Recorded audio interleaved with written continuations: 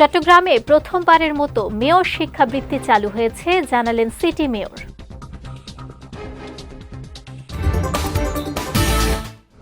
এবং সীতাকুণ্ডে সন্ত্রাসীদের গুলিতে এক র্যাব সদস্য নিহত।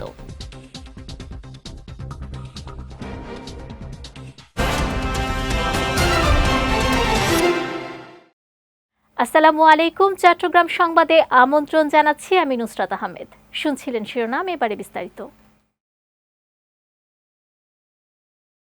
শহীদ রাষ্ট্রপতি জিয়াউর রহমান শিক্ষার প্রসারে অগ্রণী ভূমিকা রেখেছিলেন, এ কথা বলেছেন চট্টগ্রাম সিটি কর্পোরেশনের মেয়র ডক্টর শাহাদাত হোসেন।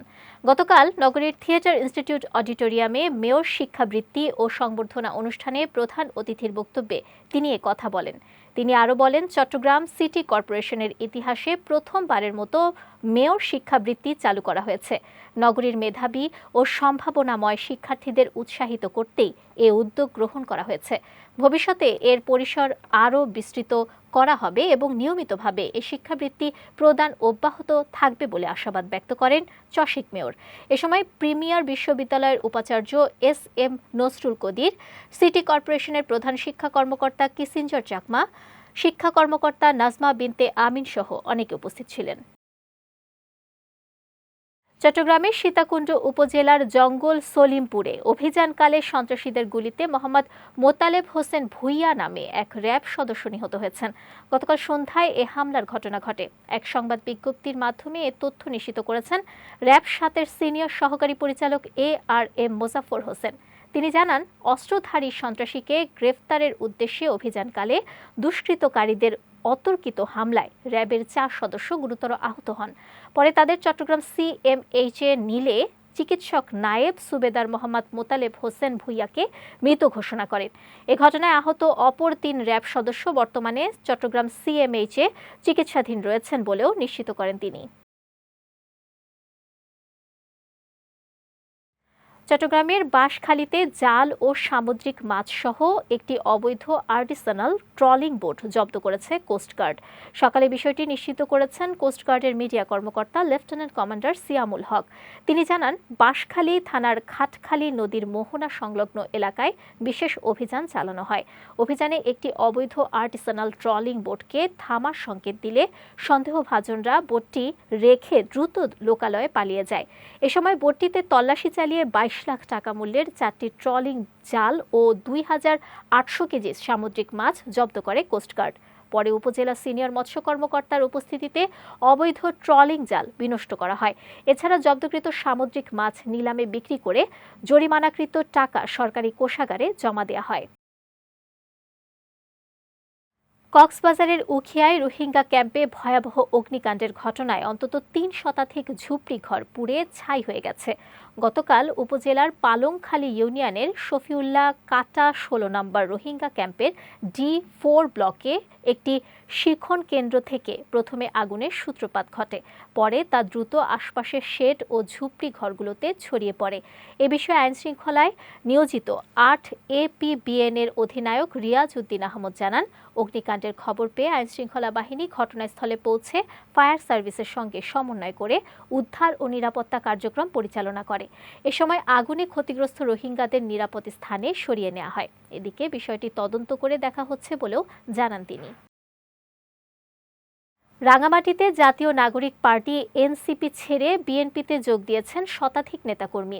গতকাল জেলা বিএনপির কার্যালয়ে আয়োজিত এক অনুষ্ঠানে এনসিপির রাঙামাটি জেলা শাখার সাবেক সিনিয়র সদস্য সুকুমার দেওয়ানের নেতৃত্বে তারা আনুষ্ঠানিকভাবে বিএনপিতে যোগ দেন। নবাগত নেতাকর্মীদের ফুল দিয়ে বরণ করে নেন রাঙামাটি 299 নম্বর আসনে বিএনপি মনোনীত প্রার্থী দীপেন দেওয়ান সহ জেলা বিএনপি ও অঙ্গ সহযোগী সংগঠনের নেতারা। এ সময় যোগদানকৃত নেতারা জাতীয়তাবাদী আদর্শে উদ্বুদ্ধ হয়ে তারেক রহমানের নেতৃত্বে দেশের জন্য এবং আগামী জাতীয় নির্বাচনে ধানের শীষের পক্ষে কাজ করবেন বলে আশা প্রকাশ করেন দীপেন দেওয়ান। অনুষ্ঠানে সাবেক উপমন্ত্রী মনির স্বপন দেওয়ান, রাঙামাটি জেলা বিএনপি সভাপতি দীপন তালুকদার, প্রধান নির্বাচন সমন্বয়কারী সাইফুল ইসলাম চৌধুরী ভুট্টো সহ অনেকে উপস্থিত ছিলেন। রাঙামাটি নানিয়ারচর উপজেলা প্রশাসনের আয়োজনে গণভোট সংক্রান্ত প্রচারণা ও অবহিতকরণ সভা অনুষ্ঠিত হয়েছে। আজ উপজেলা অডিটোরিয়াম কক্ষে এর আয়োজন করা হয়। এ সময় গণভোট প্রদানের প্রক্রিয়া সম্পর্কে অবহিত এবং গণভোট বিষয়ে সাধারণ মানুষের মাঝে সচেতনতা সৃষ্টি ও প্রচারণা জোরদারের উপর গুরুত্ব আরোপ করেন বক্তারা। পাশাপাশি সকলকে নিজ নিজ অবস্থান থেকে গণভোট বিষয়ে প্রচারণা চালানোর আহ্বান জানান। উপজেলা নির্বাহী কর্মকর্তা মঞ্জুরুল মোর্শেদের সভাপতিত্বে সভায় উপজেলার বিভিন্ন মসজিদের ইমাম, ইসলামী ফাউন্ডেশনের শিক্ষক শিক্ষিকা, আনসার ও ভিডিপি সদস্যরা উপস্থিত ছিলেন। চট্টগ্রামের শহীদ রাষ্ট্রপতি জিয়াউর রহমানের ৯০তম জন্মবার্ষিকী ও সাবেক প্রধানমন্ত্রী বেগম খালেদা জিয়ার রুহের মাগফিরাত কামনায় এতিম দুস্থ মানুষের মাঝে খাবার বিতরণ ও দোয়া মাহফিল অনুষ্ঠিত হয়েছে। গতকাল নগরীর ৩৮ নম্বর ওয়ার্ডে বন্দর থানা যুবদল নেতা মোহাম্মদ আরিফুর রহমান আরিফের সভাপতিত্বে এর আয়োজন করা হয়। এ সময় চট্টগ্রাম মহানগর বিএনপি যুগ্ম আহ্বায়ক এম.এ. আজিজ, নগর বিএনপি আহ্বায়ক কমিটির সদস্য মোহাম্মদ হানিফ সওদাগর সহ অনেকে উপস্থিত ছিলেন। পরে শহীদ রাষ্ট্রপতি জিয়াউর রহমান ও সাবেক প্রধানমন্ত্রী বেগম খালেদা জিয়ার রুহের মাগফিরাত কামনায় বিশেষ মোনাজাত অনুষ্ঠিত হয়। মন্দির ভিত্তিক শিশু ও গণশিক্ষা কার্যক্রম ষষ্ঠ পর্যায় শীর্ষক প্রকল্পের আওতায় চট্টগ্রামের সাতকানিয়া উপজেলার শিক্ষা কেন্দ্রে শিক্ষা ও ক্রীড়া সামগ্রী বিতরণ করা হয়েছে। গতকাল উপজেলা পরিষদের সম্মেলন কক্ষে আয়োজিত এক অনুষ্ঠানে এসব সামগ্রী বিতরণ করা হয়।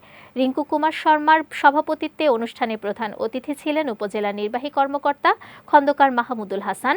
এ সময় তিনি বলেন, শিক্ষার মান উন্নয়নে সরকার প্রতিনিয়ত কাজ করে যাচ্ছে এবং তারই অংশ হিসেবে শিশু শিক্ষার্থীদের প্রয়োজনীয় সামগ্রী বিতরণে উপজেলা প্রশাসন বদ্ধপরিকর। অনুষ্ঠানে উপজেলা সহকারী কমিশনার শামসুজ্জামান, উপজেলা প্রকৌশলী সবুজ কুমার দে সহ বিভিন্ন শিক্ষা কেন্দ্রের শিক্ষকরা উপস্থিত ছিলেন।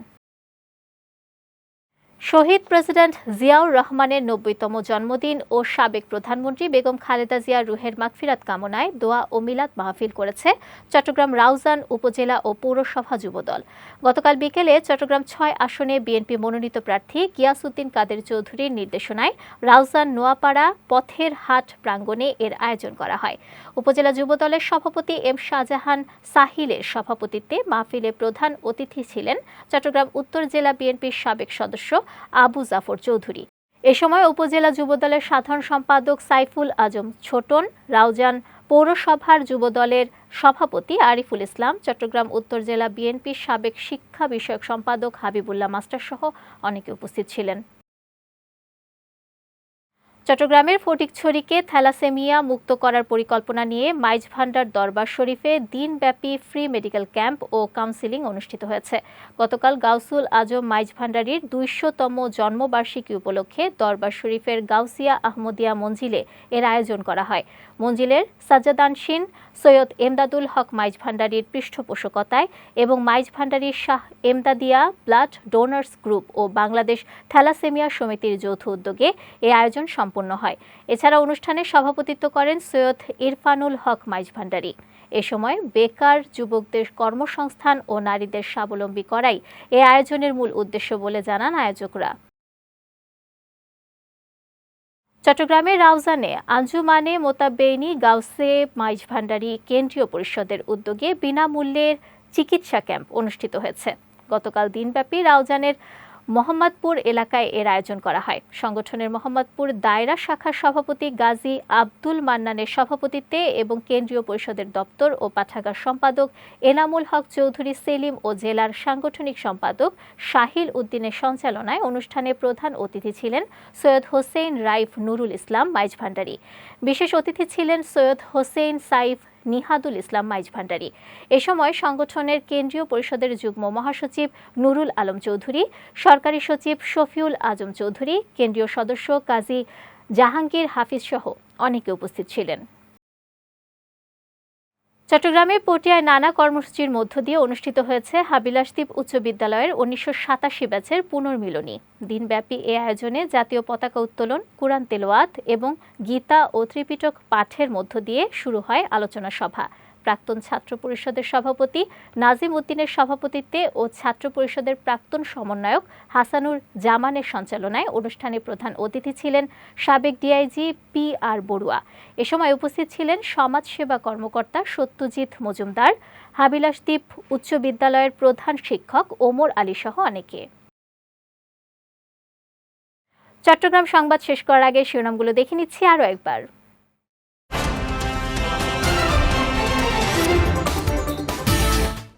চট্টগ্রামে প্রথমবারের মতো মেয়র শিক্ষাবৃত্তি চালু হয়েছে, জানালেন সিটি মেয়র।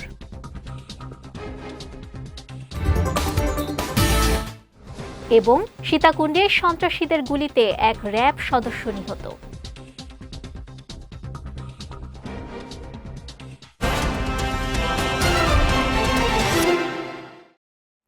চট্টগ্রাম সংবাদ শেষে আজকের মতো আমি নুসরাত আহমেদ আপনাদের কাছ থেকে বিদায় নিচ্ছি। রাত 9টায় আমাদের পরবর্তী বিজয় রাতের সংবাদ দেখার আমন্ত্রণ রইল। এছাড়াও আজকের চট্টগ্রাম সংবাদের ভিডিও দেখতে পারেন আমাদের ইউটিউব এবং ফেসবুক পেজে। আমাদের ইউটিউব হলো youtube.com/BJTVOfficial এবং আমাদের ফেসবুক পেজ হলো facebook.com/BJTVLimited। এতক্ষণ সঙ্গে থাকার জন্য ধন্যবাদ সবাইকে।